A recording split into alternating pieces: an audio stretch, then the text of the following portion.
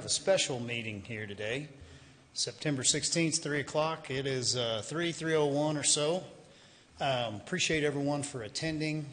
We don't have an invocation called out, but man, I think we've set a pretty good precedent of always starting with prayer. So if you guys would, just join me in prayer and then we'll get going. Father God, we thank you for a great day. In just seeing how fragile life is, we thank you for your protection over the Prescotts. We thank you for working all the many little things together for Carrie and just for the healing that's being taken place on her. And we lift her up to you and ask you to bless her and expedite it. So full and total, complete healing with no long-term issues. So we thank you for today. We thank you for the work that's at our hand. We pray you put our hand to the plow. Help us to work as unto you and not unto man. In Jesus' name, amen. Yeah, appreciate it. We're going to take a few of these items out of order, but we will go ahead and call ourselves to order officially and then open up for public comment. Ms. City Secretary, can I hand it over to you for that? Yes, thank you, Mayor. Thank you for participating in today's City Council meeting. Your input and your opinions are important to us, and we're glad that you're here to share them today. At each posted meeting, we invite our fellow community members to address City Council regarding posted agenda items or topics related to city policy. Every speaker today will have 3 minutes to address the council, both during public comment and during any public hearings. If you're here to speak on an item with a public hearing, we would ask that you make your comment on that item either during public comment or during the public hearing, but not both, in order to help keep accurate records. It's your decision at which time you'd like to speak. When you come to the microphone today, please state your name and whether or not you live in the Amarillo city limits. If you are addressing council on an agenda item, we would ask that you state your position so we can reflect it properly in the minutes. If you are speaking to an item not on today's agenda, the Texas Open Meetings Act limits how our elected officials may respond. Council may respond with statements of fact. They may ask that the topic be added to a future agenda, or they may refer your matter to the city manager, who can have staff step out and visit with you regarding your topic. So again, thank you for being here today to share your thoughts. We have one person signed up for public comment today, and that is Kelsey Morgan. Good afternoon, Mrs. Morgan. How you doing today? Good. I'm the only one. Well, no, I would imagine you'll get somebody else, but like for right Okay. now, you're the only one who's signed up. Okay. So you get to go first. Okay, well, my name is Kelsey Morgan. I do reside in the city limits. I was here today, and this is actually my first time to City Hall, so please excuse my inexperience with this. But I was here today to say that I was against the proposed property taxes increase. Just some facts I wanted to share that are easily, researchable on Google, but on smartasset.com. It does state that Texas has some of the highest property taxes in the U.S. The average effective property tax rate in a Lone Star state is 1.63%, well above the national average of 0.90%. So hypothetically, if you were to go to smartasset.com and put in an assessed home value for $200,000, and you're in Randall County, you're going to pay $3,266 a year versus the national average of $1,798 a year for that. Some more information that I found just from kind of overviewing this proposed deal is that, only about 7 to 10% of residents actually do protest their property taxes. This is going to be because of a lack of awareness, the hassle costs, and people underestimate the amount that they can save.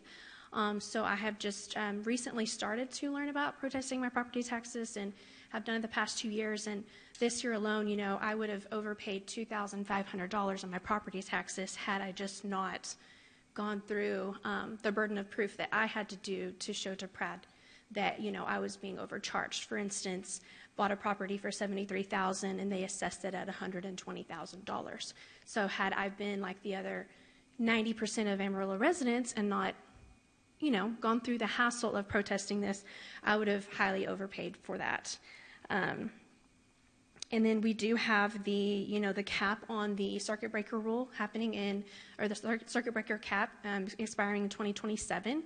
So not only is this increase in the property taxes going to be, a burden on homeowners and renters alike, because that burden will be passed on to tenants that rent, it will be a compounded burden because of the fact that, the increase on the home assessed value will no longer be capped.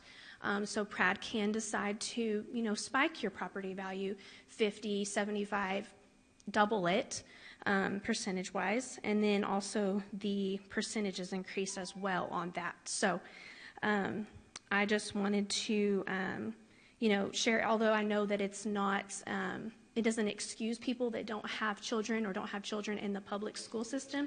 40% of your property taxes is going towards the public school funding.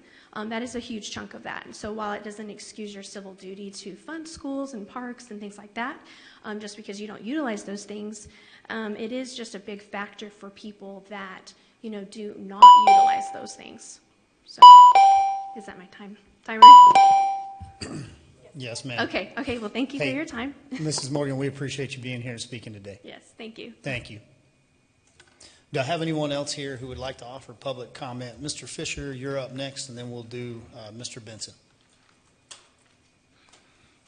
All right, my name is Mike Fisher. I live in the city limits of Amarillo. I didn't catch the young lady's name here, but what she was talking about, what I think you guys should always take into consideration is that when our accounting people are always saying we have the lowest rates in the state or somewhere, it's one of the lowest rates. What you have to look at what they call adjusted tax rate. And if you factor how much money your taxes are compared to your income, that's your adjusted tax rate.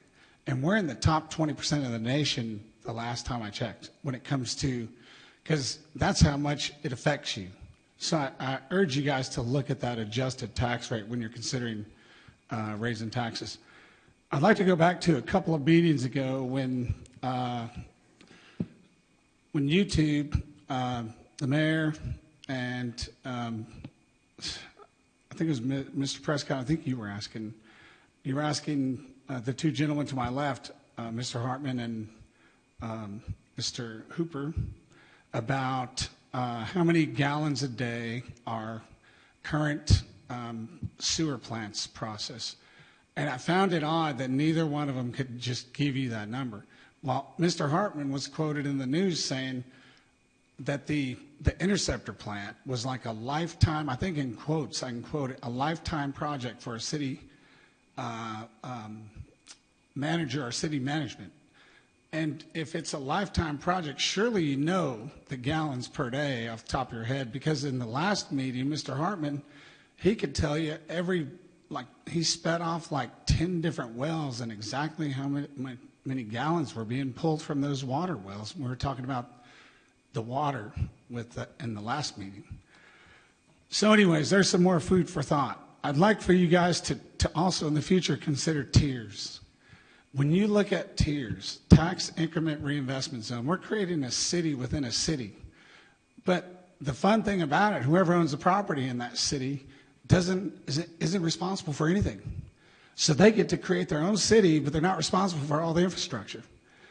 And we're starting to see the fruits, or not the non-fruits, I don't know what you would call that's opposite of the fruits. We're starting to see the raisins of what tiers does to our city. And so if you look, this year, there's about 2.3 million that's going to be allocated towards the different tiers budgets. So if we took 1.5 million out of that, we could have gave first responders and the city employees the raises you guys came up with to begin with, and we would have had 800 more thousand to boot. So this tiers thing is now starting to rear its ugly head, and it's starting to affect this city. I'd like for you guys to take that into consideration in the future and possibly eliminate these tier zones. Thank you. Thank you, Mr. Fisher. Mr. Benson, if you'd come forward.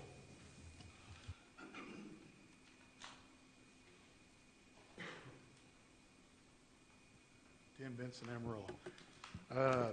Here we are again, but I'd just like to go on record.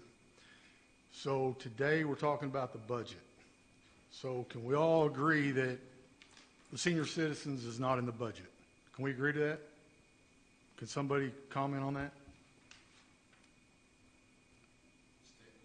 Statement of fact. Okay. So, we've given $12 million to the homeless camp. We agree on that? Yeah. We have $250,000 we're going to give to them this year. Is that a fact? The citizens are going to pay for the water, the electric, and everything at the homeless camp. So the next time Miss Toyota and Mr. Zimmerman and Mr. Riddlesberger gets up here and asks for another dime from the city, you need to match it to the senior citizens. That's what we need to do for our seniors. Come on, guys, we need to step up. Thanks for your time. Thank you, Mr. Benson. Mr. Feingold, if you'd come forward.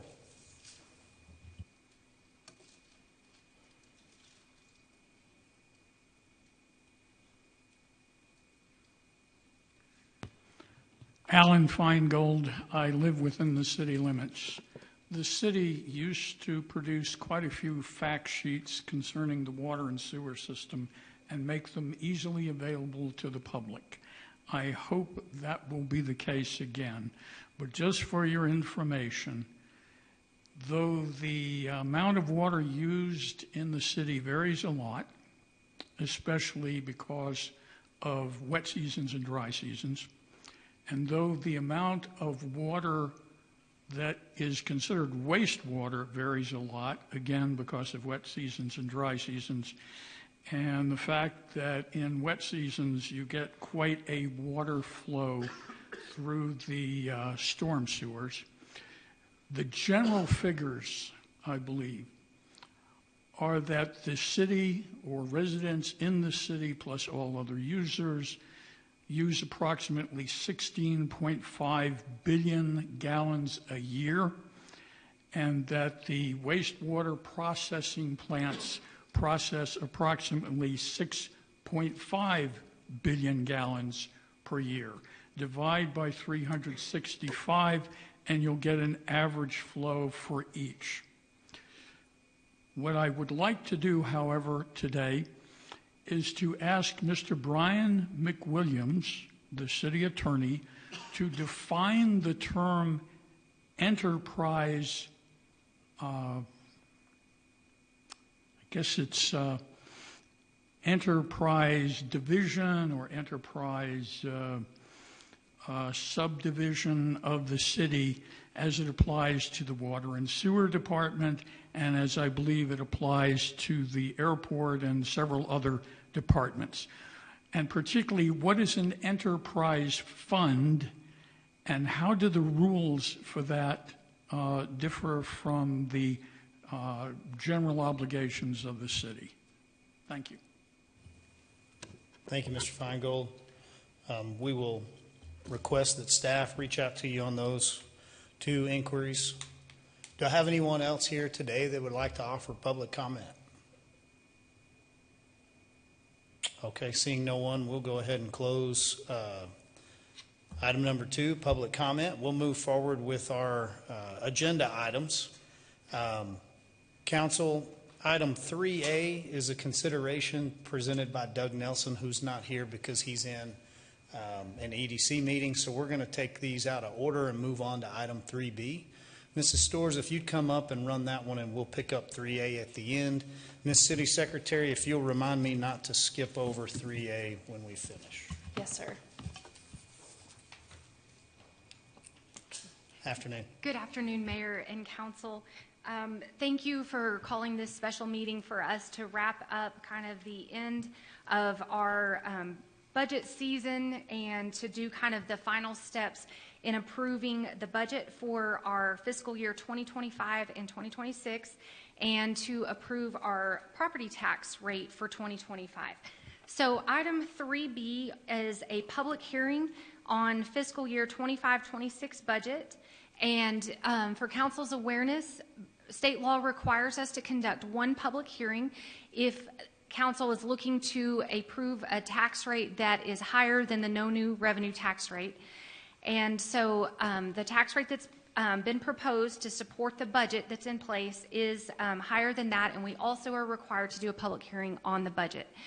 We have posted notice in the Amarillo Globe newspaper that we are having the public hearings for both of those items today. So this first one here is for the budget. And I do have a very brief presentation. It's the same presentation from last week. If y'all would like me to run through it quickly, we can. And then I would ask, Mayor, if you could conduct a public hearing on the budget, and then 2 items after this, then we'll start on the voting portions for approving the budget. So real quick, I've got a presentation going over the highlights related to the proposed 25-26 budget. So we do have funding for a new police officer and a new firefighter. We have raises for our police and our fire department, 4% for our police department, 3% for fire. We have over $30 million in street capital projects included in the budget. We do have a new dangerous structure removal team included in the budget for the residential properties in our community. We have continued annual funding for parks capital projects. We also have $36 million in water and sewer projects, with $25 million of that coming as grant funding to start beginning the design process of our wastewater facilities. We have continued funding for the new women's clinic at our public health department of about $1.4 million. There's also 2% merit raises included for our civilians and a partial implementation of a pay study for our civilians. And then we also have included a 70% TMRS COLA for retirees. So high level on our expenditures, our current 24-25 approved budget is just over $499 million. That has increased by $57.7 million to $557 million in our proposed budget. Now, I just talked about a couple of big things that do make up that difference. One of the biggest items is that $25 million in grant funding that we're getting to start the design of the wastewater facility. So that's a huge win. That's not coming out of our local tax dollars. That's grant funding that we're looking to receive. We also have $5 million in grant funding that's coming for a new emergency operations center. So another great thing that's in addition to our budget this year, but not coming out of our local tax dollars.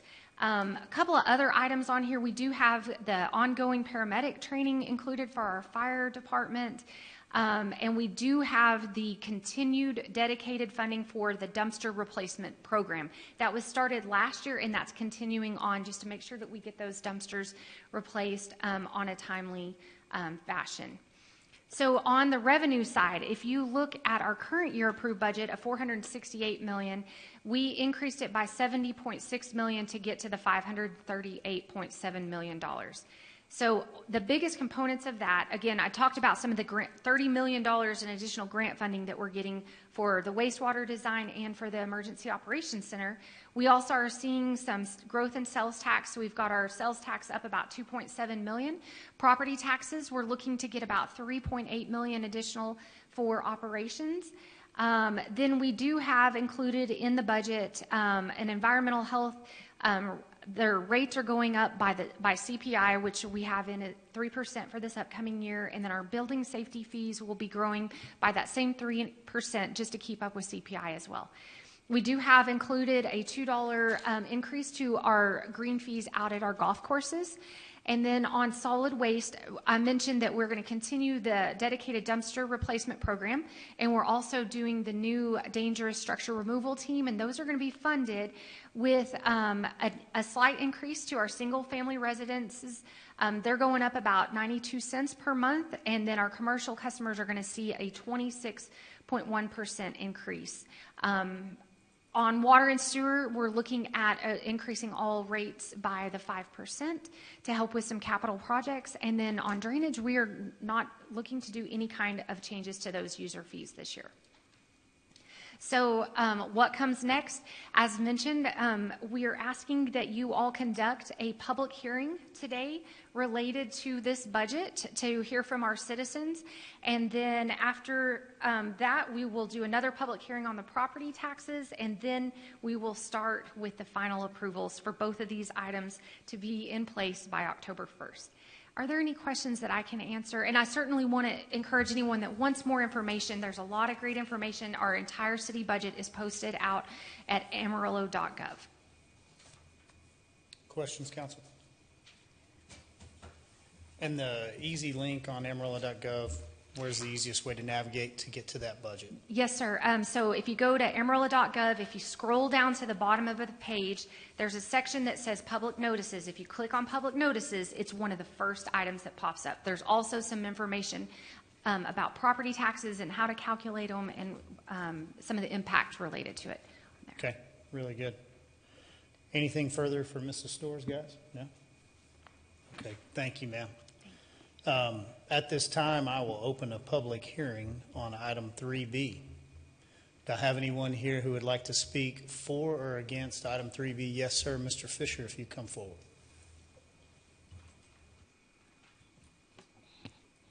I'm really not, don't have an opinion of for or against, but like I just saw one item that came up on the screen where they're going to create some kind of unsafe structure removal. Was that about $5 million? Is that how much that was? Yeah, let's get you a little additional information. It's just a fund that goes into, I believe it's held in the city marshal's office so that they can remove hazardous structures. So once we condemn a structure, it becomes the taxpayer's obligation to go and tear that structure down. And so if we don't have any monies, then those structures just sit and they become crime, potentials and further hazards. So staff, Mr. City Manager, do you know offhand what that amount was that funded that dangerous structures?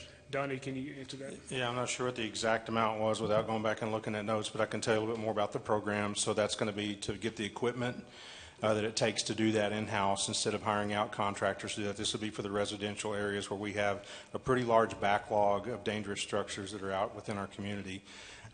So that's the equipment, 2 personnel in solid waste to run that program, plus a person in the marshal's office as well to do the administrative work for that. It's a proactive approach to get us out there and getting some of these dangerous structures removed from, and of course that helps with the blight and other things in our community. Yeah, so I'll just ask if you got any other questions on maybe what that money's going towards, and then we can get you that exact amount. I don't remember the exact amount. I want to say it was $500,000 or $600,000 is what it equated to, but maybe I'm wrong. I don't think that's correct. No. Yeah. We won't guess then. Yeah, because I think that it was on our PowerPoint. The stores, I think it was on the PowerPoint. Let's go back then. Ms. City Secretary, can you scroll back to that presentation? There's a bunch of boxes on the screen. I think it was something like that. There's no amount. It might have been that one. There's no amount. It just says new dangerous structure removal Oh, I thought it was an team. amount. We'll get the amount for Mr. Fisher. We'll get that. I was just, the one thing that I was thinking of is let's give these first responders their raises. Let's give the city employees their raises. And I feel like those unsafe structures, that stuff would pay for itself because you're probably going to impound that land and you're going to sell it. So, and it seems like you could keep that all in one GL entry where you could, you sell the land and then it pays for equipment. But I feel like getting first responders their raises that you guys had started with, and city employees their raises, the amount you started with, is probably more important than creating something that's invasive and we're going to go run over people's property. But if we do, I feel like that pays for itself by taking their property and selling it to make up for, because they're probably not going to have the money, so we're probably going to put a lien on it, or we're probably going to, I don't know what you guys call it when you take somebody's land from them to pay for whatever they owe, but it seems like it should pay for itself. Yes, sir. So I think we may have a little additional information. Yes, it was about 1.8 million in total with all of the equipment that is needed for it, as well as it is 3 additional solid waste employees. We have 1 new city marshal employee that's going to be helping kind of manage the project is, or I'm sorry, the properties as they come in, they will all go through a formal process. And as a reminder to council as well, these are being funded out of an increase to the solid waste fees to cover this. Yeah, so it is, I said taxpayer, I guess I should say ratepayer. This particular aspect, but there are other departments that do affect condemnation and blight and things like that are funded through our tax rates. And so, Mr. Hooper, you have something you want to add? Well, I would just say that we're already doing this program now, but we're hiring contractors to do the work. This is the most efficient way to do this as far as money is concerned. I created a program like this before when I was in Pampa, and it was very successful. And we were able to take down way more structures this way and get them in a safe position by using an internal program with internal staff rather than hiring contractors. Right. And go to Pampa and look at Pampa. I've been back there. I graduated from Pampa, and that town is in terrible shape. Councilman Tips, you have something you'd like to add? No, I was just going to say, Mr. Fisher, most of these properties, when they are taken down, the property value is not that high to recoup the cost for this. So we've looked at all these numbers. I agree. We want to be efficient on this, but the hazard that it increases with our first responders, the fires, that also are a hazard to the next door neighbors, and it's spreading. That's one of the biggest reasons. So, tearing these structures down is not just that cost, or trying to recoup that cost by the sale of that land, but it's also minimizing the hazard to surrounding citizens. So there's a lot that goes in this. It's not just cost and cost recovery. There's a whole lot of other in there. But to your point, the values of this property, of these, it's not enough to cover that, typically. Yeah, and I would add to that, I think that we do see some benefits when we're taking these existing neighborhoods and these neighborhood organizations where they are coordinated, they're fundraising, they're improving everything from parks, street lights, sidewalks. There's all sorts of things that are going on, and when you leave a structure that somebody has abandoned, it just becomes a squatter's haven, and they do inhabit it. Becomes a criminal element in that neighborhood. It causes people not to want to move into those neighborhoods or to move away. I understand all that. That was just one thing that stood out. I'm sure there's a lot more that, we're adding more government is what we're talking about here, and we're not paying for the current government is what I'm saying. Yes, so sir. if we could, that money keeps that morale up, keeps people here, keeps our employees here, creates consistency. 1.5%, I think, was one of the raises. That's terrible.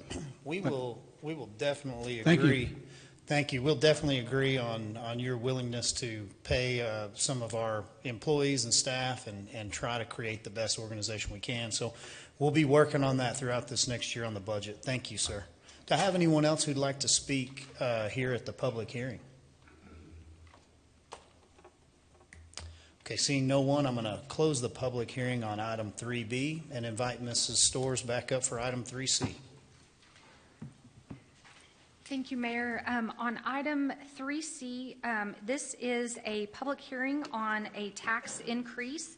And so as mentioned, if council approves a rate higher than the no new revenue tax rate, which would produce the exact same revenue as the prior year, then council is required to do a public hearing on the property tax increase. And so we would ask that council conduct a public hearing. We have put notice out in the newspaper to alert citizens that we would have a public hearing today. It's also posted on the city's website. As mentioned just a few minutes ago, we also have some really good information out on amarillo.gov related to property taxes that we would encourage citizens to look at. So I have a real brief presentation here on property taxes. Again, this states the same thing. A voter approval tax rate, though, is the highest tax rate that a council can approve without going to an election. Otherwise, a mandatory election is required. We're already past those time points, and council's not looking to consider that. And again, we must provide notice to our property owners and hold one public hearing. And again, this slide is not working out great, so I apologize. It works out great on a computer, but apparently not on these screens. So what this slide shows is that our current property tax rate is 38.723 cents, and our proposed tax rate is set at the voter approval tax rate of 43.070 cents. What that gets us is our current service levels here at the city, an additional police officer and firefighter, continued funding of fire apparatus, helping to fund a 4% raise for police, a 3% raise for fire, and a 2% merit raise for civilians. This is also going to help pay for street projects and for the TMRS 70% COLA for retirees. What this means for our taxpayers: if a citizen had a residential property that was $100,000 last year or in the current year, and it was appraised at the same $100,000 again, they would be looking at a $4 per month increase, and that's just on the city's portion of the tax bill. On an average home, though, however, average homes are about $278,000 or so here in our community across Potter and Randall. They would see an $11 per month increase on an average home. The reason for that is, as a citizen mentioned earlier, Potter Randall Appraisal District is in charge of doing the appraisals on all of our properties in both Potter and Randall. That's a separate third-party group that does those. The city has no authority over them or ability to influence any of their decisions. They do a separate appraisal, and appraisal values have gone up overall by about 3% year over year. I do know that there are some properties in Amarillo that did see a decrease in those appraised values. So it's kind of a mixture across the community this year. But if an average home will see about an $11 per month increase, and that's related to our property tax rate, but also those values increasing about 3% year over year. Again, we do have a lot of information out on amarillo.gov if citizens have questions about their property taxes. So what we are asking council to do today is to conduct a public hearing, and then here in just a minute we will have council take a second and final vote on the property tax rate, and then we will have a final item to actually ratify the tax rate. Are there any questions that I can answer on property taxes? No, ma'am, thank you. At this time, I'm going to open a public hearing on item 3C. Do I have anyone who would like to speak for or against item 3C? Mr. Fisher, come back up. We could get you a microphone just to give me a keep chair with you. over here. Yeah, I can just sit there in my seat. Really, it's just one quick question. The last time we had a meeting, we were asking about the public notice, and we looked it up, and we can't find a public notice anywhere on Amarillo.com. Specifically, you're asking whether we issued a public notice in the Amarillo Globe News? She said in the newspaper. I suspect it's the Globe News. But Okay. Mrs. Storrs, do you mind to address that? Yes, I believe the property tax notice was published on September 6th, and the budget public hearing notice was published on September 4th. And I have copies of both of those newspapers if you'd is like it to only see. in print or is it online? I would imagine it's online too. Because But we don't find it online anywhere. I had several people look, had chat look, and Do you mind, just because I know that's a legal requirement, I'd like to be able to produce that. So be good to pull that paper that you have that shows the notice? Yes, we can certainly look into that. and if it's online, because I think they're moving their printing to Mexico or something. I mean, that newspaper, there's probably 10 copies when you walk by at a store. So I'm wondering if we're avoiding technicalities here by saying it's in the paper. Sure. But Mrs. Storrs, can you speak to the legal requirement of how we have to notice that and why it's only allowed to be noticed in a newspaper? Yes, and so the other part of that requirement is that it has to be posted on the city's website. So it's posted down under our public notice section on the city's website. But I think they have, several groups have tried to get the requirement changed where it doesn't have to post in the newspaper anymore. I think to your point, there's not a whole lot of newspapers maybe circulating around as much, but it is still a requirement. And so we did meet the requirement to post in the newspaper and on the city's website. But I can certainly research the. on My question, the sorry to newspapers. No, I'm sorry, go ahead. My question is it required to be online also? Because that's where everybody's reading the newspapers. What I'm curious, does that include being online? I'd have to ask our legal counsel Okay. on the newspaper side. It is on 'Cause we couldn't find city's it the last website time. though, online. Okay. Yeah. right. Okay, Yeah, but so- we'll look into it. The way I understand it, and you can speak to it if you want to, but that we're required to post it and to put it in the newspaper. Now, the form that the newspaper uses to circulate in any community is online now, as well as an actual hard copy newspaper. We've got that here. So, Ms. City Secretary, is that what went into the paper itself? Yes. Yes, this is one of the two, and this one, let me scroll up, Yeah, was that's the one posted the- on September 2nd. Okay, yes. Is that an online that you're looking at, or is that the? This is the Amarillo Globe News online website, Okay. yes, sir. Right. Okay, we'll check it out. Yeah. Will Not you sure why leave that up for a second, or will you get a picture of that on there? Not sure why you couldn't find it, but I appreciate the question and due diligence. We want to make sure we follow every rule. Thank you.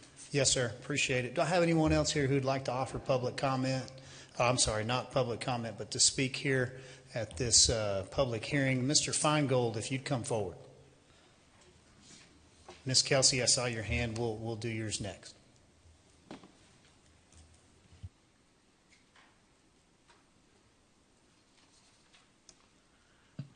Alan Feingold, again.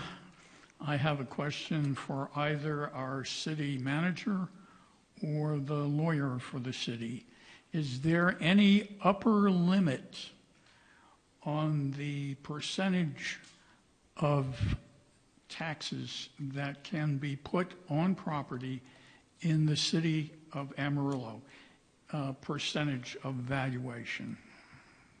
So we can get you an answer to that, but you're asking a PRAD question, is in the way that the particular properties are appraised, what is the maximum increase of value in 1 year? What's the maximum percentage as a maximum percentage of the assessment of the property? Is there any upper limit on Yeah. that percentage? I wanted to clarify, it's an assessment of the property value that you're questioning, not the tax rate that you're questioning. It's both. Okay, well, let's address them separately because they have two sets of rules. So Okay. do you So- want to speak to the assessment on the I can pot of talk random? to the tax rate. I believe our charter states that the maximum tax rate the city can levy is $1.50, and we're at 43.070 cents. And I'm looking over to Brian. I believe that's right. So the charter only, state law allows a local government to go up to $2.50, but our local city charter caps that at $1.50. As a tax rate? Yeah, as the city's portion of the tax rate, yes. Now, we can only move it 3.5% on the M&O, maintenance and operations side of the budget, without it going for an election, without it being put to the voter. But within that, it could be put to the voter all the way up to $1.50 is what you're saying? Yes. In 1 year? Thank you. I'm going to make a suggestion to you. You lower that to no more than 50 cents per $100 of appraised value. Thanks. We appreciate the recommendation for a charter amendment. Mrs. Kelsey, if I could have you come up, you can speak next. I had some comments and actually a question for Ms. Storrs. So when she was referring to some areas in Amarillo that have actually seen a decrease in property values, I don't know what areas those would be, because even a property that we have in San Jacinto was, excuse me, let me find it. From 2020 to 2025, its suggested increase in value was a whopping 349%. So like I was saying earlier, again, the burden of proof falls on the homeowners, and only 7 to 10% of people are actually going through the hassle of protesting that. So I'm not sure what neighborhoods Ms. Storrs was referring to of lower values, but on all of the ones that I have here in my hand, they range from 46 to 349% increases in assessed value in the past 5 years. So my question was, is the circuit breaker. I think the previous gentleman was asking or referring to this. There's a 20% cap on any investment properties, not on homesteaded properties, that they can increase by, and 10% for homestead. So my question for Ms. Storrs is the circuit breaker law or cap that's expiring in 2027, is that also not under the jurisdiction of the city? Is that completely controlled by PRAD? That's a great question, and they are two totally separate entities, so we'll let Mrs. Storrs speak to that. Yes, that's a great question. Yeah, that is something that appraisal districts are required to follow according to state law. So that's, we have to follow state law according to setting property tax rates, and they have to follow state law for doing the appraisals of the properties. So yeah, that's PRAD. So when that expires, that's not under the city's jurisdiction at all? That was part of PRAD? Yes. For the circuit breaker? Yeah, that's their portion of the state law that they have to follow, yes. It does affect what we do because they give those values to us based on what state law will allow. As you mentioned, for homestead exemptions right now, it can't increase more than 10%, I think it is each year. But PRAD has to follow those state law requirements, and then they give us the values to assess our taxes off of based on those limits set out in state law. Does that answer your question? Yeah. Okay. Yeah, I was just wondering who controlled that would be that law. Yeah, in our area it would be PRAD. Okay. Yeah, so I mean, as I stated before, my motion was for against this increase just simply because it doesn't just affect the homeowners. It is going to affect the tenants that rent because, you know, if a homeowner wants to be able to afford the mortgage, the taxes, and the increasing insurance every year, of course they're going to pass on that cost most of the time. And it also affects, small businesses too that have triple net commercial properties. They have to continue to protest their property tax increases and pay, inventory taxes and other tax on tax on tax. So it's just kind of a compounding effect when you have the proposed increase from the city budget portion of it. And then also PRAD is, to my knowledge, to my limited knowledge, not in the business of lowering any values unless you protest it yourself.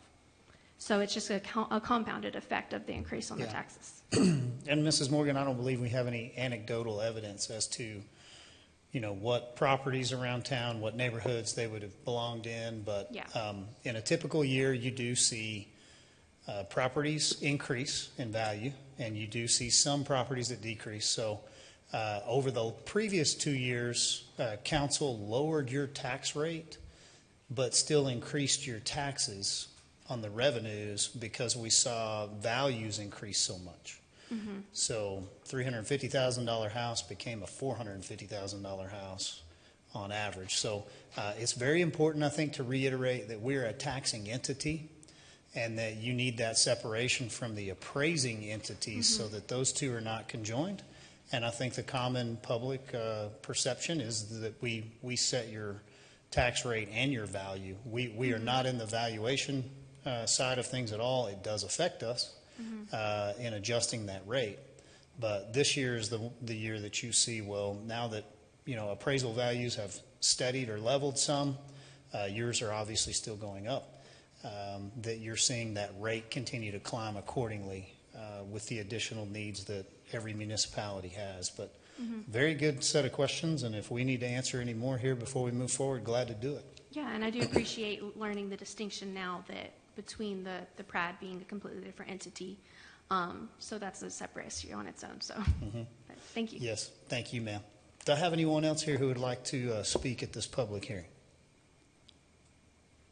Okay, seeing nobody, I'm going to close the public hearing on item 3C and would have Mrs. Storrs come back up for item 3D. Okay, thank you, Mayor. Item 3D is consideration of ordinance number 8218, adopting the City of Amarillo budget for the 2025-2026 fiscal year. This is the second and final reading of this ordinance adopting the city budget, and this budget allows the city to continue providing effective public services programs and assistance to Amarillo residents in the upcoming tax year. And I would recommend there's there should be motion language at your spots. State law outlines motion language to use for an item like this, and that it be a record vote as well. Any questions I can answer? Any questions, council? We appreciate the reminder. So it's a formal legal action that we'll take here on item 3D. Council, do I have any discussion on item 3D? Okay, would request a motion. I moved adoption of ordinance number 8218, adopting the budget for the fiscal year October 1st, 2025 through September 30th, 2026 for the city of Amarillo. Second. I have a motion and a second. All in favor, please raise your right hand and say aye. Aye. Any opposed? Motion passes with a 5-0 vote. Mrs. Storrs, item 3E, please. Thank you, Mayor.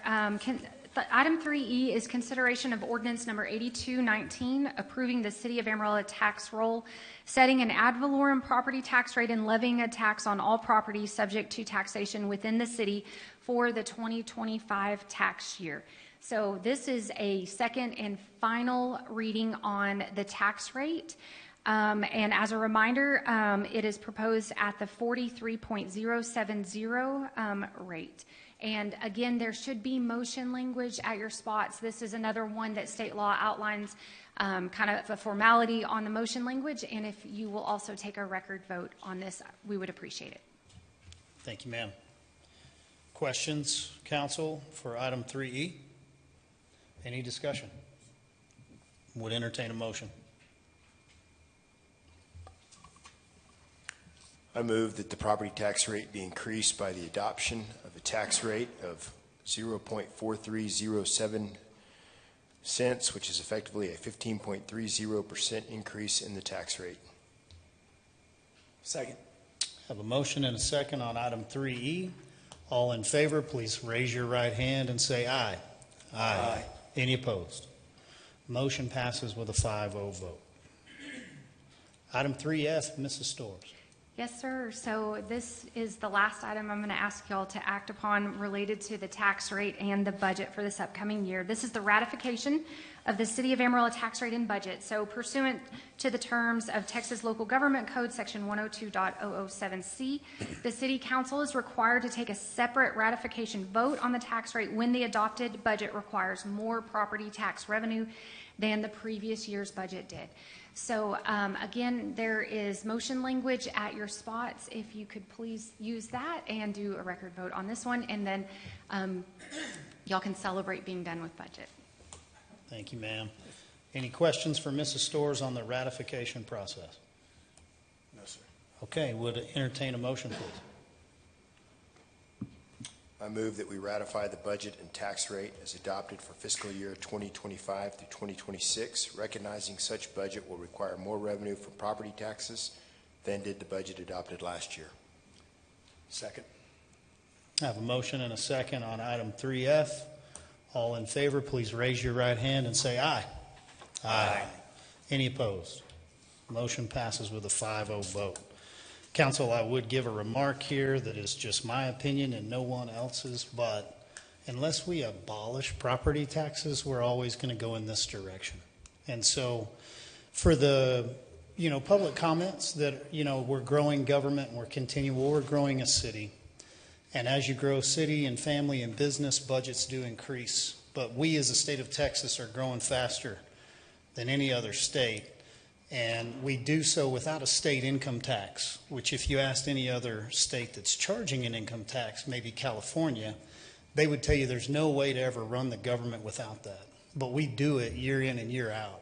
And so if we had a true consumption tax here, we would be the state to compete with in the state of Texas. So I think that property taxes are going to continue to get more and more constricted and more limited in their actual abilities to be that steady form of revenue.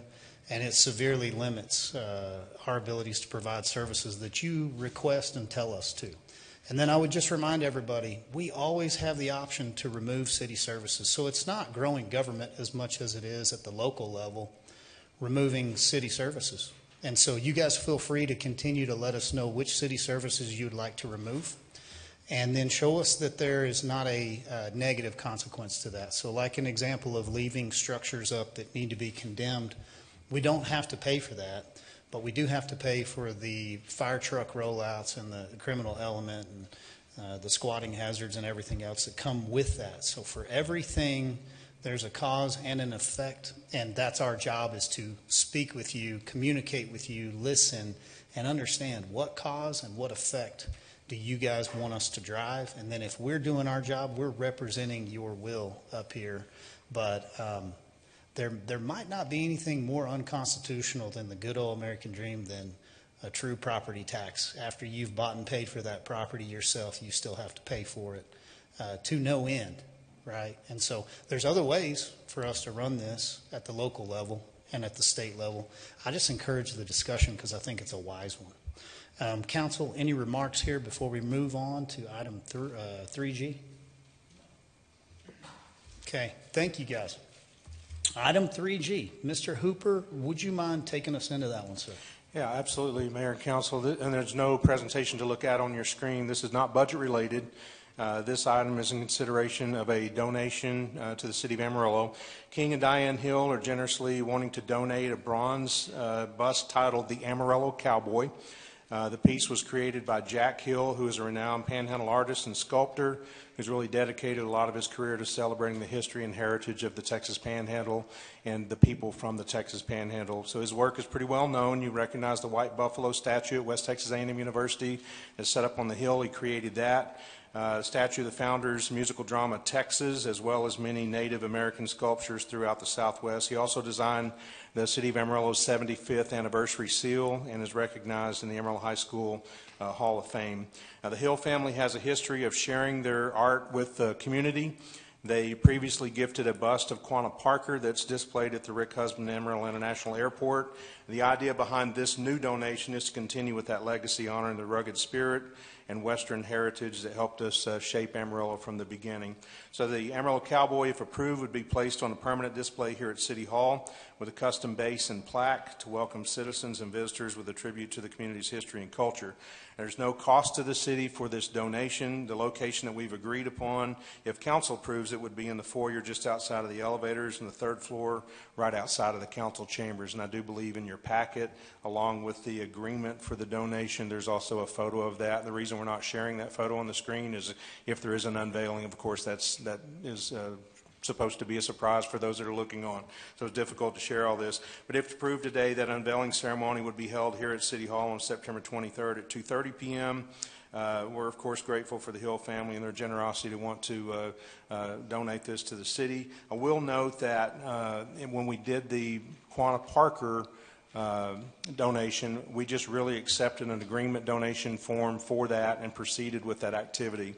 Moving forward, any offers for significant artwork or donations based on this precedence today, those items would always come before council for your approval, so you could look at it first as well to ensure our consistency with that and make sure that the city council has a say-so in what is placed as far as artwork is concerned in our city hall or any other buildings that the city and the citizens own. So with that, Mayor, I'll just turn it back over to you for council discussion. Yes, sir, and I would like to add to that. You said a few things that are key in there. Precedent. So we are setting a precedent because we don't have a policy that we're pulling forward to say this is exactly the way that everything fits in this nice, neat little box. We've built a new city hall. Mr. Danforth has overseen a tremendous construction project that turned out above and beyond, I think, what anybody thought this old building could become. It invites people that want to donate something of value to help decorate the halls. But you spoke to tradition, values, and culture. And so I think the precedent that what we're wanting to set here today that other councils can work on and under is that this is not some arbitrary thing of any person that has something that they think is pretty or that they think shows a cause that they have a passion for. This always needs to speak to our tradition, to our core values, and to our culture. This is our Western heritage. It's our cowboy culture, and it's honoring when we can do things like this, when we have individuals in our community that are willing to give. But at the same time, I think previously just maybe a conversation with the mayor, and the mayor might have felt comfortable putting it in, we're taking an additional step to make sure that it's not just one party up here on this side of the dais, but that the council then in and of themselves, which are your truest representation of everybody that elected to vote one or the other. And so with that, I think it's always important to let council have a voice on behalf of our citizens and community, but to state, once again, it always has to speak to and point to our traditions, our values, our core values, and our culture. And so I'll open that up for discussion if council has anything they'd like to add.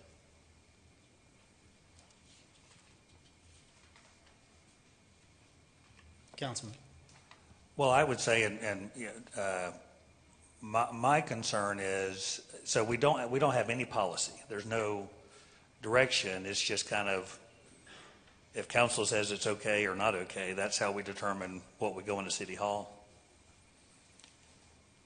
I just wonder if, before maybe we go down that route, maybe we should be looking at a more formal written policy about what's accepted or not accepted. Not that I have anything, I'm perfectly fine with this, but I just wonder if it, I would be interested in knowing from a legal perspective, have things happened in other communities? Does this, by accepting this, do we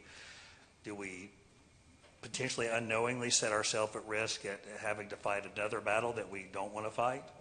These days and time, probably, I don't know when the Quanah Parker was, 30 years ago, 20 years ago, 10 years ago, maybe something like this happens, but in these days and times, people are looking to make a statement, political statements of all type, every time.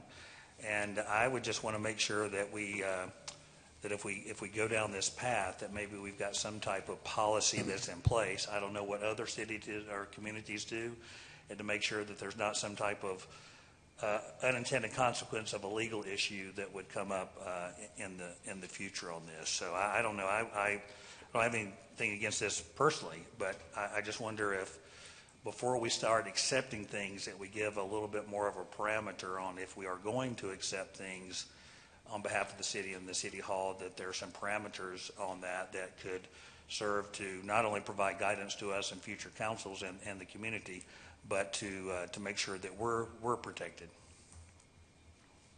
Yes, sir. Yes, I'll say, I think to that point, I know we've learned a lot through this process as well as a previous one the council's entertained earlier this year, and so I know Ryan, staff, and I have learned a lot through this process. I do think establishing a policy going forward would be a wise thing for the council. So if the council would like that, we can work towards that. I think some of the things we've done here today, presented here today, is some good groundwork for that. I think some things that Mr. Hooper has laid out, as Mayor Stanley has laid out here, is some good groundwork that we can base into that policy. And so I think we have a good start towards that. But I do think a policy going forward would be a good thing to do. So I would ask, though, that we just maximize the use of this brief moment with the meeting. So the one hindrance that I see is there needs to be a right, and there needs to be an opportunity to exercise a certain level of authority as an elected representative. Meaning, I think that it's appropriate to call and talk to the mayor and say, hey, I'd like to give this gift. And now we have this precedent of, would love to accept your gift. I agree with you, but I need council to make sure that we walk this out the right way. What we would prevent in putting this policy in place would be anything brought by a citizen to the city of Amarillo that didn't come through an elected representative. Meaning, staff would not bring in an item or a citizen, which are equal in value. Nobody is lesser than, but we have a formality and a process here that we go through painstaking procedures for elections and whatnot. And this could be worded to where the policy could say that the citizen needs to go to a council member or to the council itself. And so it doesn't have to run through staff. So we can change the policy to that effect. I feel like it's the same as getting an item on the agenda. So like a citizen cannot just put an item on the agenda because they feel like it's important business for the city to attend to. Citizen can bring that request to any council member, and that council member, along with city manager or mayor, can get that item on the agenda. Same way that if you had a gift, a painting, a portrait, a statue, whatever that may be, it would have to be originated through a council member. Council, any discussion on this as we try to walk this out? Because I think we're going to do a good job here of giving a good template for this policy. Yeah, no, I would agree. With Paul, super grateful that the family would offer this. I think it's great.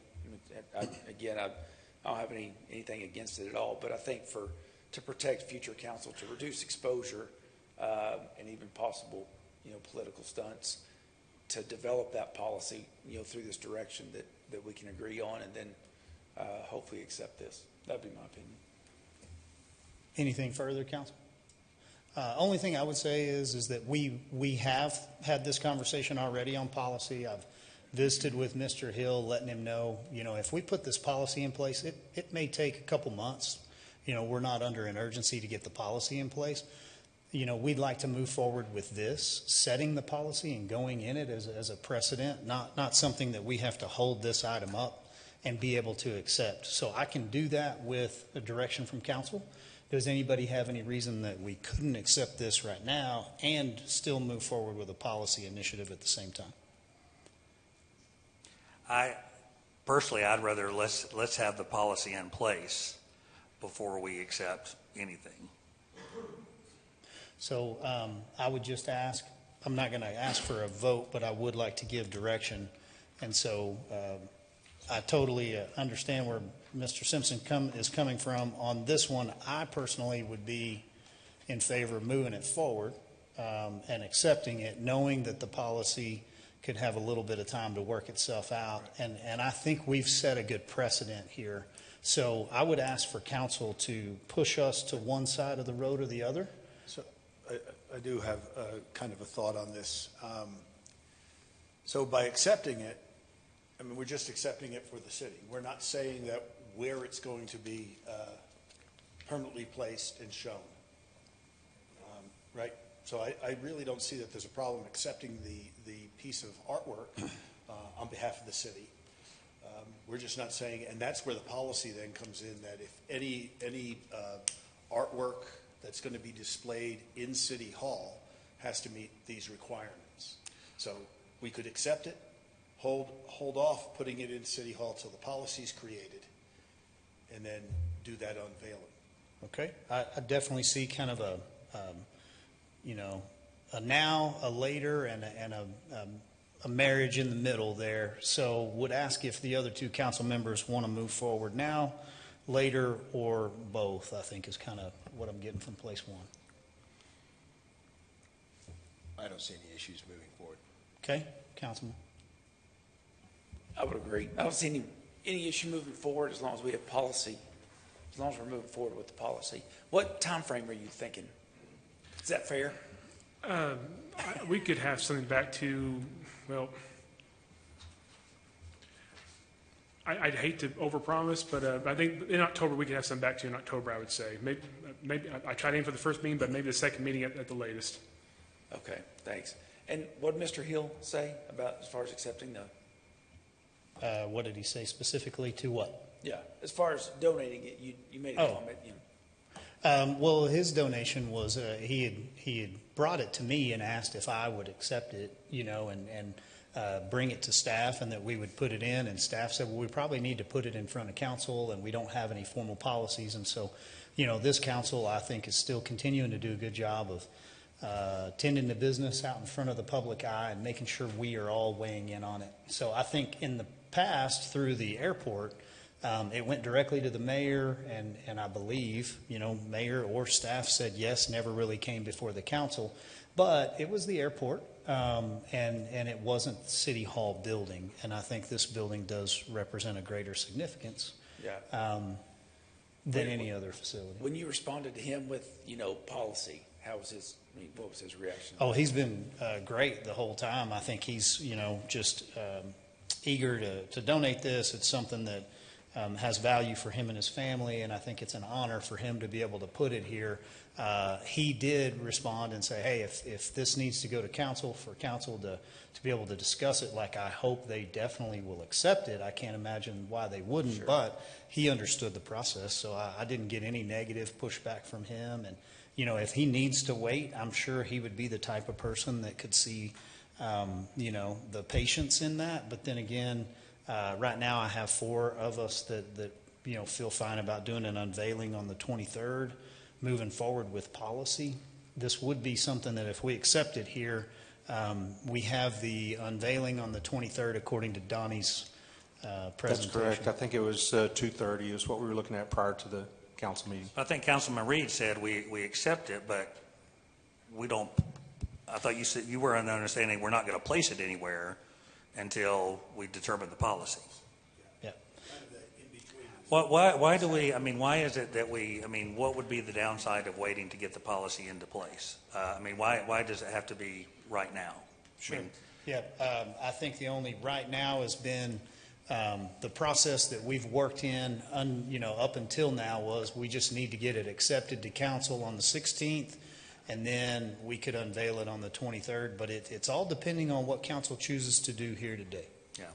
I would encourage council to consider waiting until we have a policy in place. Just not, again, it has nothing to do with this sculpture.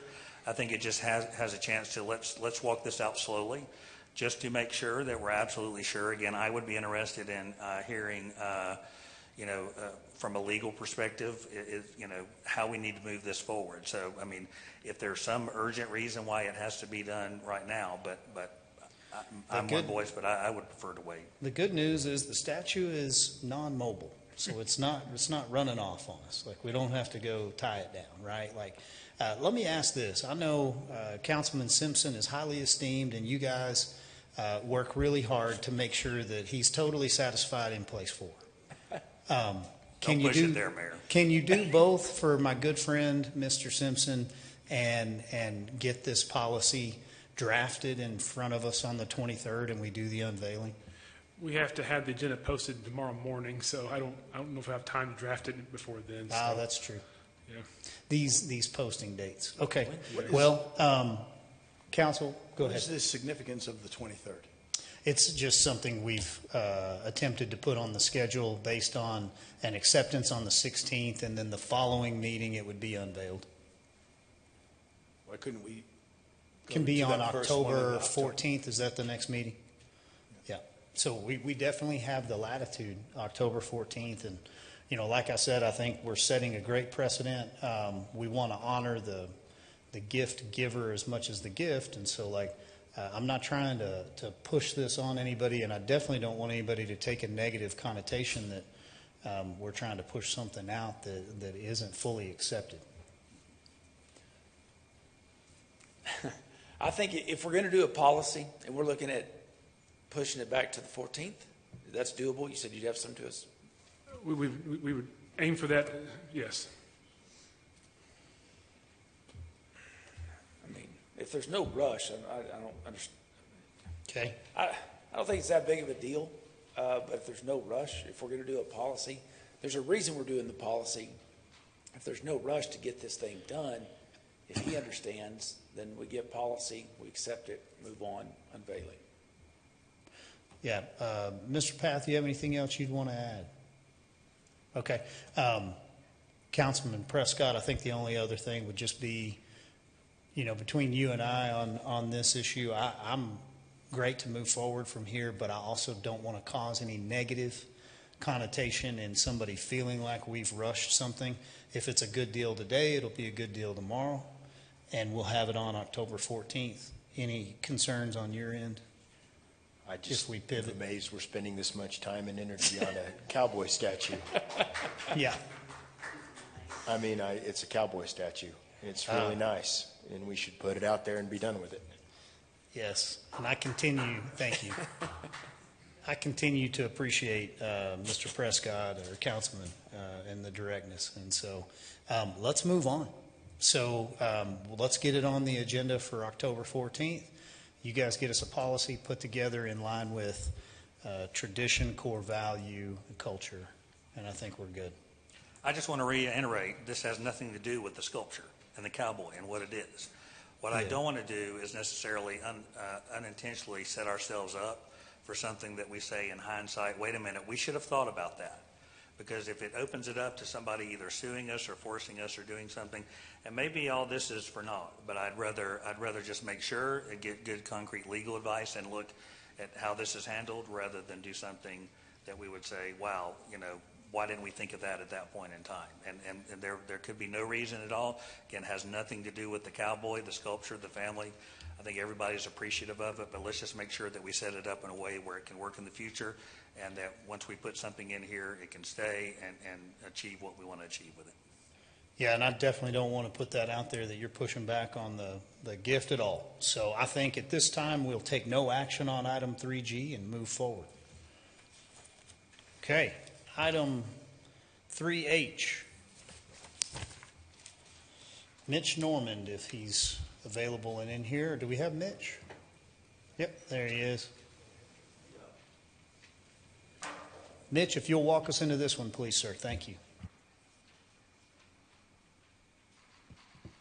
All right. Good afternoon, Mayor and Council. I appreciate the opportunity today to present. Can you all hear me? I appreciate the opportunity to present to you all information on the major medical and prescription and ancillary benefits RFP. I know you all have heard about this RFP for a while. You know it's been underway. And today I will be going through the RFP process as well as what staff is preparing to recommend to council at the upcoming council meeting. Do I use this staff minutes or is it something else? Okay. So as you all have heard RFP frequently, I just want to make sure I included a definition of what RFP. Staff marketed a request for proposal for vendors interested in submitting bids for various benefit services. An RFP is a formal business document issued by an organization to solicit bids from potential vendors or contractors for specific projects or services.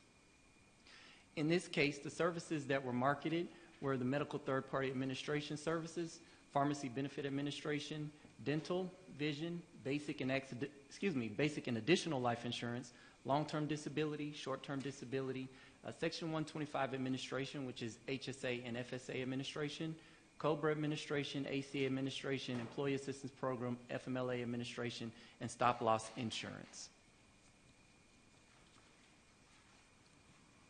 So the timeline for this RFP, this is a very streamlined timeline. Between each of these dates there and during each of the date range, there were various activities that took place to complete different tasks in order to continue moving this RFP forward. But we did advertise this RFP at the beginning of April for approximately a month. That was an opportunity for vendors interested in pursuing the business to propose any questions that they may have had about the city's specifications that were outlined in the RFP document. From May 13th through July 7th, the evaluation committee worked in partnership with our benefits consultant to evaluate the bids that were proposed. So there were different summarization and analytical exercises that were facilitated by our consultant, and a board of scoring committee members individually scored all of the submissions. From August 11th to 15th, the core group or finalists that were identified through that initial scoring exercise were invited back to participate in a best and final exercise. They were afforded the opportunity to come into City Hall and present to the scoring committee on any questions that the scoring committee had about their benefit offerings, as well as present any final adjustments to their financial proposition. And then lastly, there was the final score compilation, which took a couple days for all the scores to be compiled, and for the vendors to be notified of the intent to present a recommendation to council. So obviously, there were a lot of services that were included in this RFP. We had 28 carrier responses received, and of the 28, 21 of those responses were for voluntary benefits and related services. So the members of the scoring committee that independently scored or evaluated the proposals included the Director of IT, Director of Finance, City Secretary, Assistant Director of Human Resources, and the Director of Human Resources. The bids that were submitted were scored based on this criteria. There were pricing, which you see is a substantial portion of the scoring matrix. The administrative flexibility, which evaluated the vendor's ability to integrate with the City of Amarillo policies and meet the unique needs of the City of Amarillo. That includes like customizing their website and developing custom materials specific to the City of Amarillo programs.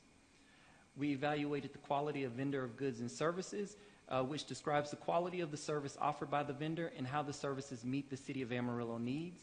We evaluated their reporting capabilities, which includes the vendor's ability to accommodate the city's needs respective to ad hoc and custom reports. So when we need specific data or certain metrics, their ability to accommodate those requests. The reputation of the vendor was evaluated, and this entailed a reference check of the references that they included in their bid proposals. And then lastly, the vendor's past relationship with the city was evaluated. So whether or not the vendor was currently a partner with the City of Amarillo or whether they had a history with the city, in the past life, that was taken into consideration, and they were each individually scored on that past relationship. So based on the independently scored evaluations and the aggregate score totals, we were able to prepare the staff recommendation. So you'll see the first item in the matrix that's represented on the overhead is the medical TPA. We're currently with Aetna Life Insurance, and staff is recommending to continue moving forward with Aetna Life Insurance. The Pharmacy Benefit Administration, we're currently with Maxor Plus, and staff is recommending transitioning to RX Benefits, Inc. with Optum RX. Our dental program is administered through the Metropolitan Life Insurance Company, and we're recommending shifting to Delta Dental Insurance. Vision's currently with Standard Life, and we're recommending transitioning to Aetna Life Insurance. Basic and additional life insurance is administered by Standard Life Insurance or provided by Standard Life Insurance, and we're recommending remaining with the Standard. Long-term disability is also included with the Standard Life. It's also insured by Standard Life. We're recommending remaining with the Standard Life. Short-term disability, you'll see here that we don't currently have a vendor. We don't have a group plan for short-term disability. And while we did include this in the bid, we were unable to move any vendors forward. Some of the stipulations attached to the bid submissions required the award of multiple lines of coverage or other lines of coverage, so they likely didn't advance to the best and final option. They weren't being considered, so we weren't eligible to elect the short-term disability. But staff does anticipate marketing a new RFP in 2026 for short-term disability benefit. Our HSA program, we don't currently have a consumer-driven high-deductible plan, but as we continue to strategize and explore different opportunities to contain costs and manage our medical and prescription program, if we do ever adopt any form of plan that would exercise the HSA, we went on and bid it with this service, so we have it available to us. For our, I said FSA, I meant HSA. Our FSA, that's flexible spending account, we're currently with ASI, and we're recommending transitioning to Aetna. COBRA is currently Sterling, and we are recommending transitioning to Aetna. ACA administration, which is the Affordable Care Act, we're currently with WEX, and staff's recommendation is to continue with WEX. Our employee assistance programs remaining the same. Our stop-loss insurance, which is provided by Evolution Risk through Stealth Partner Group, we included that with this RFP. However, all the proposals that were presented were just estimates due to the time frame. Typically, the stop-loss insurance is bid closer to the term date or to the renewal date, and we have a 12/31 expiration date, and we have historically just bid that out separately, but we wanted to see if there were any opportunities for cost efficiencies by including it with the RFP, which we were unable to achieve. So we do anticipate bringing that back to council. We're going to do a separate RFP in the last quarter of the year and bring that at the end of the year, which we've historically done. And then lastly, FMLA administration. So all the bids that were proposed were contingent on awarding other lines of coverage. Those vendors weren't successful through the initial scoring, so we did not have a successful FMLA administrator. However, our current administrator, United Healthcare, they were willing to continue to partner with us and extend the agreement for additional 2 one-year renewal terms. So we're recommending remaining with our current FMLA administrator, and we anticipate bidding that out in 2026 with our short-term disability benefit.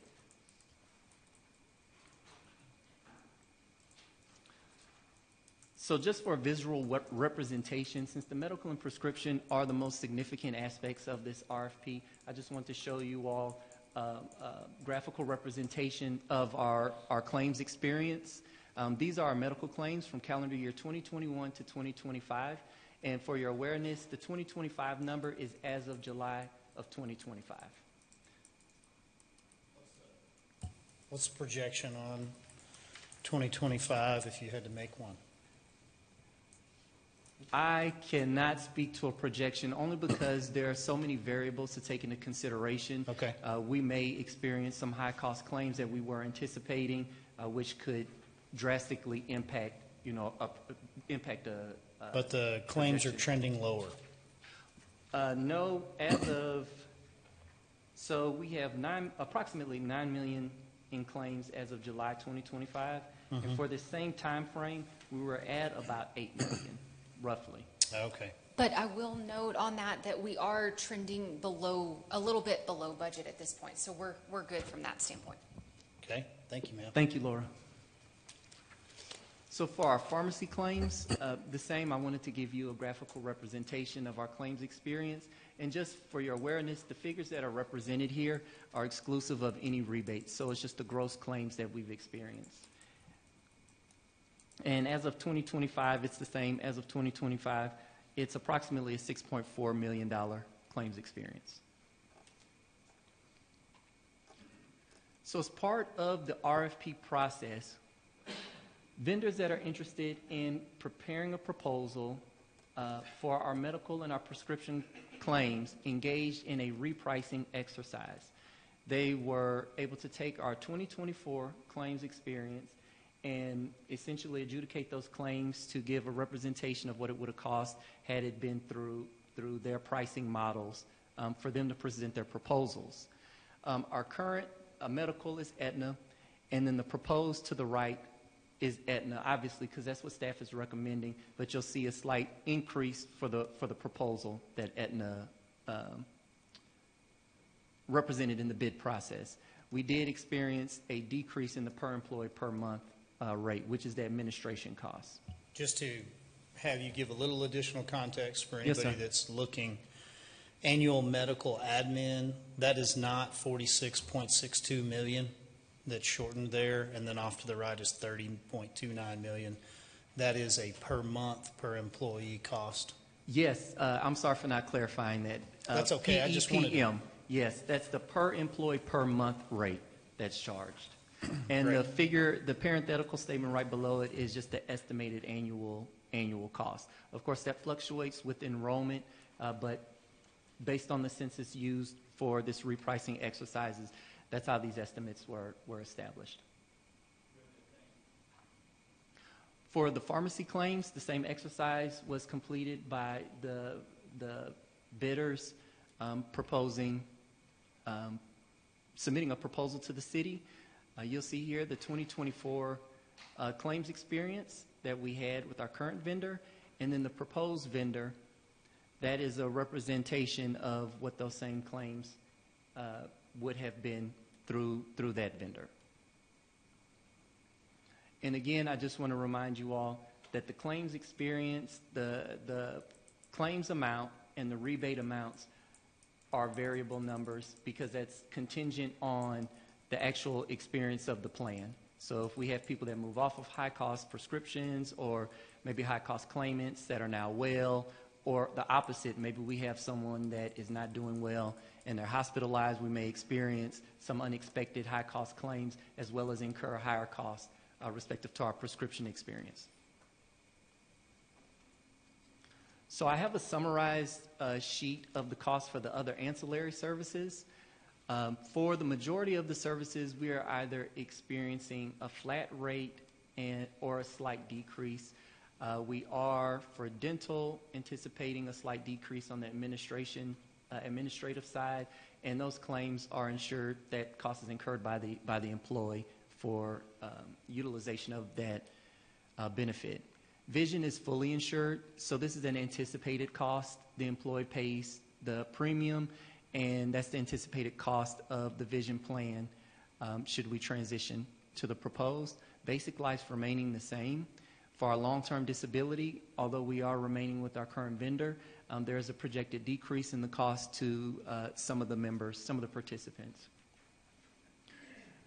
125 for the HSA.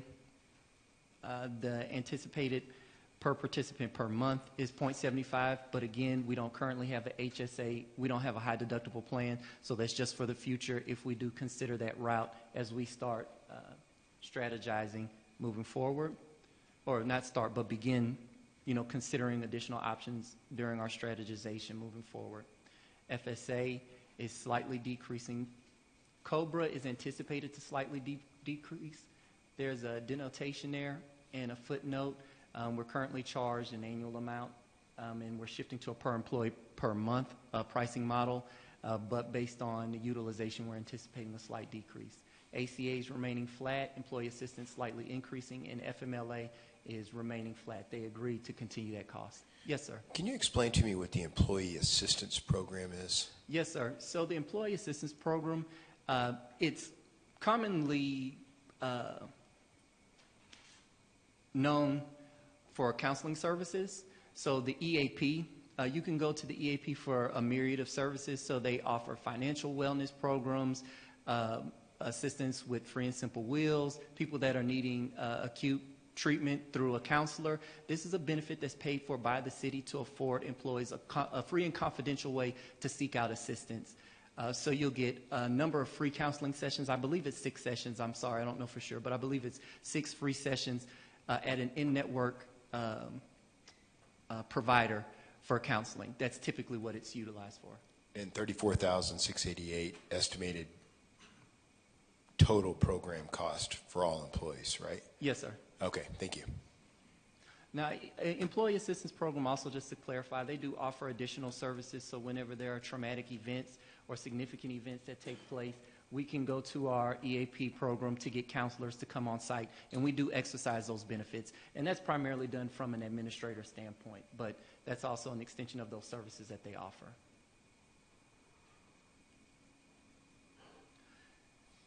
So relative to this process, the next stage after council considers this proposal, it will be added to, not added, it is scheduled to be on the agenda next week. Staff will move forward with notifying all the vendors of non-renewals. We will also prepare for open enrollment. And so that you're familiar with what open enrollment is, it's the opportunity once a year for employees that are enrolled in our program or that are interested in enrolling or making changes to their benefit programs to make those changes. We also utilize that time frame in the last quarter of the year to educate employees on any of the benefit changes so that they can start preparing for the new year with whatever changes are going to go into effect and potentially impact them. We'll have to work with the vendors for all the technological integrations because there are automated file feeds involved in this project. There's an IT component, and all the benefit changes take effect January 1, 2026. Adjacent to this RFP project, we've also been evaluating our practices relative to the management of our various programs, and we've identified opportunities moving forward if council considers the changes that are being proposed to you relative to managing and just oversight of our pharmacy program, because that is a variable cost and it is something that's expensive. Obviously, from the pricing repricing exercise, you were able to see that. We've identified opportunities for us to exercise an annual audit rights that are included in agreements. We're also able to exercise available mechanisms in partnership with our benefit consultant to compare prescription costs respective to market costs, and also monitor and reconcile the rebate guarantees pursuant to the contract. And that's something that we would be putting in place also with the new, with the transition, if you consider staff's recommendation. So at this point, I'm prepared to answer any questions, and I also have 2 representatives from our Benefit Consultant Hub International. I have Ty Petty. Ty Petty and Liz Bebo here, and they're prepared to assist in answering questions that you all may have. Councilman. You know, I don't really have any questions, but just comments. Hub, like, great job, staff, and you guys at Hub. I think we finally grasped a better understanding of what you guys do for us, and then y'all working together to achieve this. Mitch asked you to, amend your document that you had sent, so it looks like something you're not celebrating, but it looks like based on what we know, right? We know there's some projections here, but a savings of $2.6 million. That's huge. So great job. I mean, I think that's a great job, and that's on top of the 1.8 we saved in renegotiating our pharmacy benefit last year. So we're looking at $4.4 million over 24 months. So great job, all in an economy where everything else is going up, right? Even insurance costs and that type of deal. Y'all have done a great job of putting this out there, evaluating them, telling us who is best. We're not losing benefits. We're still providing great benefits to our employees, all while saving the organization $2.6 million. So great job, great job. Thank you. Councilman. I would echo that in this environment with insurance costs rising, in all aspects, to see those type of reductions is phenomenal. So, good job. Yeah, and I just want to call a little bit of attention to Councilman Tipp's effort in engaging, spending the additional time to reach out, sit down, from an aspect of help me really understand this and know exactly, because that metric in the insurance world is complicated and complex. And so thank you for your time on this. I know you've got some hours in it, and it's truly paid off. And so thank you to our Hub team in moving us along quickly, and then staff for getting it done. Yes, sir. Have we gone out for, is this best and final? Yes. This is final offer? Correct. Okay. So next steps would be, this is no action here today, it's discussion because we wanted to put it in front of council so we could all hear it. But then you're expecting, the 23rd to have everything ready for council to take action on? That's our anticipated goal. It will be on the agenda, and we anticipate having everything prepared for that. Great. Well, we look forward to getting all the final documentation back then and pushing this out so we can move forward into this new fiscal year. All right. Well, Hey. Mayor and Council, I appreciate y'all's support of us, staff, all the stakeholders involved in this process. I appreciate getting this opportunity to present this information. A lot of time went into going through this evaluative process. So the scoring committee obviously was made up of a lot of high-level individuals. So I thank them, and I also thank Hub for their participation and assistance navigating us and working with us moving forward into the future. Yes, sir. So thank y'all. Thank you, Mr. Norman. Appreciate you and your time. Okay, we'll move back to item 3A as our last item on the agenda. Mr. Nelson, if you'll come up here and go back over the budget. I think you've done it. Sure. I guess if you just want to give us a brief overview. Yes, sir. Good afternoon, Mayor, council members. Just a little reiteration of what we talked about last week.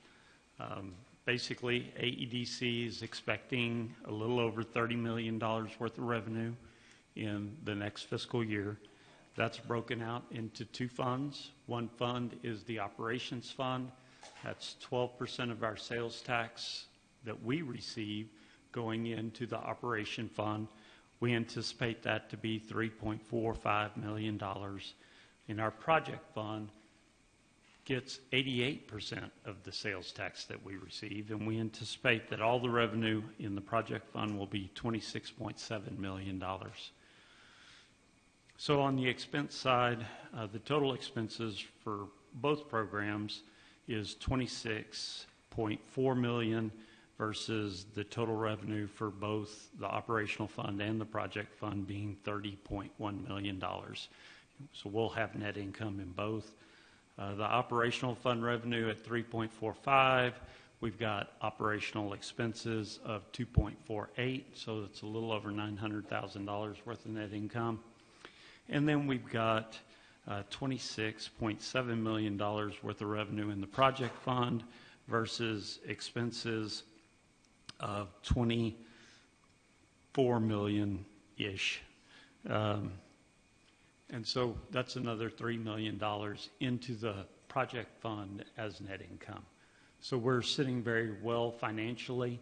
I'm happy to go through each of the line items. There's a number of pages that we didn't go through last week, but happy to answer any questions you might have as it relates to our budget. Questions, council? Okay, I know we've gone, go ahead. Sorry. Doug, I know that there were some monument signs that were going to be, it was approved in previous budget. Are those dollars still there from the previous budget? So those dollars are there in the current budget, but we did not budget for those in the coming budget. That is a project. And so we could do it a couple of ways. We could do it in the project fund, or we could do it in marketing. If we do it in marketing, we'll just have to do a budget amendment. Okay. But I'm not sure I haven't seen what that number looks like at this juncture. I know, we keep trying to get it, and it's just not coming. So hopefully it'll be soon, but I know that was approved previously. Yes, sir. Just didn't know where that went, if that was budgeted last year in the Yeah, I think budget. when we previously budgeted, it was in marketing. Yep. Okay. Thank you. Any other questions on the budget? Would request a motion on item 3A. I move to accept 3A as presented. Second. Have a motion and a second from place one. All in favor, please say aye. Aye. Any opposed? Motion passes. Thank you, Mr. Nelson. Thank you. Nelson, appreciate all the work you're doing over there. Would request a motion on adjournment. So moved. Second. Second, you're adjourned. Thank you, guys. Appreciate your time.